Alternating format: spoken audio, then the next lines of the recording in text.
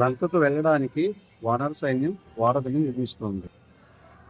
వానరులందరూ తలరాయి భక్తి పారవస్యంతో రాళ్లపై రామ రామ అని రాసి సముద్రంలో వేస్తున్నారు. అవన్నీ తిరిగి వారధిలాగా ఫామ్ అవుతుంది. వృతను కూడా తమ వంతు సాయం చేస్తుంది.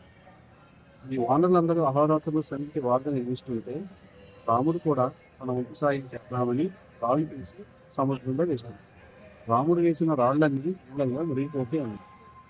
ఎన్ని రాళ్ళు వేసిన నీళ్ళలో మునిగిపోవటం చూసి రాముడు ఆలోచనలో పడ్డాడు. ఎందరి రాళ్ళు తేలుతున్నాయి, వేసిన రాళ్ళు ఏంటి మునుగుతున్నాయి అని చెప్పి దీర్ఘ ఆలోచనలో పడ్డాడు. ఇదంతా గమనిస్తున్న జాంబవంతుడు నవ్వాడు. దాన్ని గమనించిన రాముడు, ఏంటి తాత నవ్వుతున్నా, అందరు వేసిన రాళ్ళు తెలుతున్నాయి, నేను వేసిన రాళ్ళు మునుగుతున్నాయి, నీకేమైనా తెలుసా అని అడిగాడు. దానికి జాంబవంతుడు, ఈ భూమి పుట్టడానికంటే ముందు పుట్టిన వాటిని లేవు, నాకు అన్నీ తెలుసు అన్నాడు. అయితే ఏంటి కారణం అన్నట్టు జాంబవంతుడు చూశాడు రాముడు. రామ, నీ చేతిలోంచి జారిపడ్డ వాళ్ళు నీళ్ళలో మునిగిపోక తప్పదు కదా అన్నాడు.